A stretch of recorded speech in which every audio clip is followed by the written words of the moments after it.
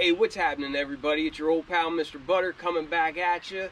The black Flint Jordan 13s and the washed pink Jordan 1s dropped today. I think I'm going to have Mrs. Butter help me do the review of the washed pink Jordan 1s. If you're into kicks and you feel like hanging out, then hit that subscribe button. Let's take a look at these black Flint 13s. Real quick, before I get into those black Flint 13s, here's a sneak peek of what's to come. Like I said, I grabbed a pair of these from Finish Line as well. They did the EA for these, so I reserved a pair on Finish Line on the app. But for the 13s, they were just first come, first serve. They're just sitting on the shelves. They have all sizes of those. I think these were pretty much gone through reservation. But I think these are dope. I think these are really, really cool. I want to wait and do this video until Mrs. Butter can join me, because I'd like to get her opinion on them as well. But stay tuned for this one.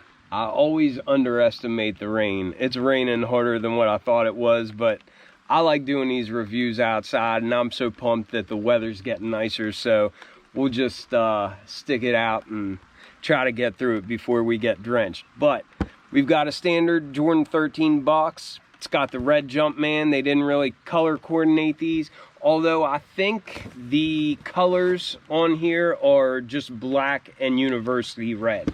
These are known as the black Flints, and we've also had the red Flints and blue Flints. I'm not sure what the exact names of them are. I just know that we've already gotten several other colors in these, and you would just swap out where the black is with either red or blue. So we've been seeing these Flint 13s for some time now.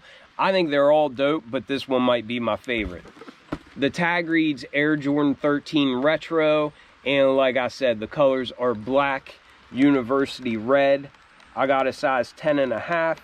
These were $200 at Finish Line, and they had a full-size run. They didn't do EA for these. There wasn't even an in-store raffle or anything. They're just sitting on the shelf, and it doesn't seem like people are knocking down the doors to get them or anything either. I think this might be a pair that you're able to be patient on, and you can probably get these for under retail if you're not in a rush. And with that box talk out of the way, check these out. I think these are so clean. I love this color scheme. I just think that these would be easy to wear with just about anything. I know some people aren't really into 13s that much. It's not one of my favorite Jordan Retro silhouettes, but I think this colorway is clean as can be. I think it'd be real easy to rock these with whatever you want, whether it's sweats, jeans, anything. It's just, you can wear any color outfit, and these will complement it nicely just because this is just black, white, and gray. It's kind of along the same lines as like the military black Jordan 4s. I just think these would be really easy to coordinate to basically anything because of this color scheme.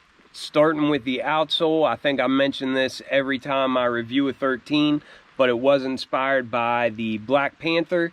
And these tread patterns are definitely inspired by Panther paws, and I think that's pretty cool. This is a Tinker Hatfield design. These seemed way ahead of its time back whenever they came out, and even now there's a certain aspect that just seems kind of futuristic about them, even though they've been around for quite a while now. But you've got all this herringbone traction in white.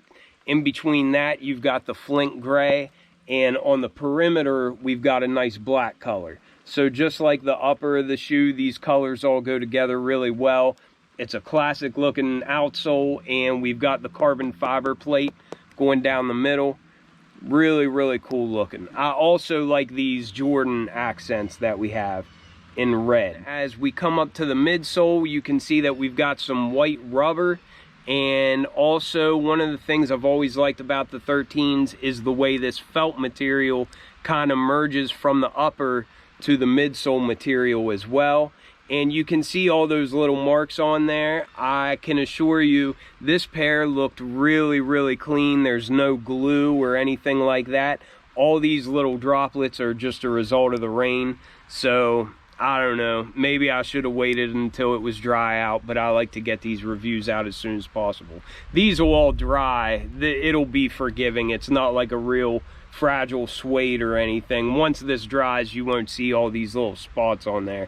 But we've got that nice Flint gray color and kind of like a felt material from the upper down to the midsole, and it looks really nice and clean.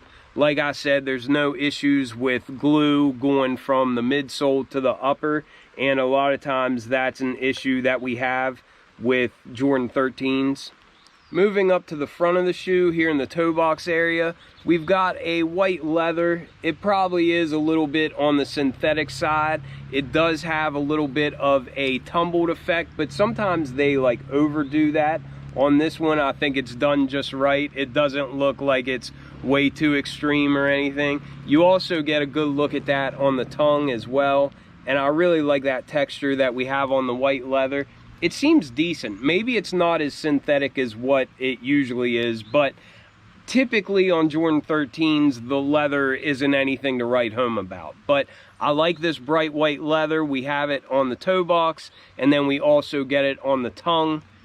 I like this black tag down here at the base of the tongue that says Jordan on the one side, and then on the back it's got the Roman numeral 13. I don't know if you can see that or not, but it's there.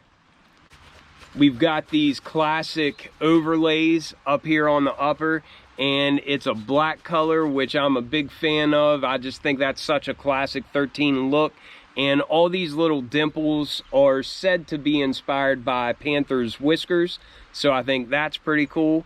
But also this has the little hits of reflective in there, so whenever the light hits them, it really pops, and I like that. I like a little extra shine on there. Of course, this being a 13, we have the cat eye hologram, and that's the number 23 with a Jumpman over top of it. Sometimes it's hard to get just the right angle of that, but hopefully you can see it well. We've got a white leather tongue, and over top of that we've just got some white rope style laces, and I think they look nice and clean. At the top of that white leather tongue we have a red embroidered Jumpman. I think that, and then that jeweled Jumpman on the outsole, I think that's the only red on the shoe. So I think it's odd that they call these black and university red, but I never understand the naming convention that they use. They gave us a black sock liner, and that kind of wraps out to the upper of the shoe. It kind of reminds me of like 11s, the way that they have that area that comes out, and then I think there's a 23 on it on 11s, but I like the way the material from the sock liner kind of comes to the outside, and I always like when it's a black color because it's just really forgiving. I doubt you can see down in there, but our insole is also black, and it's got a red Jumpman on it as well.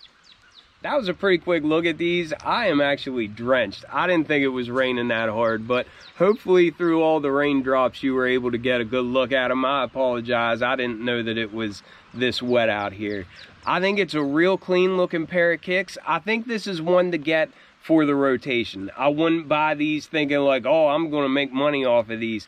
I think these will be easy to get, which I love. I think it's a really clean colorway. It's a classic silhouette. The 13 is one of the most comfortable Jordan retros that there is, and I think these came out really well. So I'm pretty pumped to have these in my size and my collection. Let me know what you all think about them, and I'll catch you on the next one.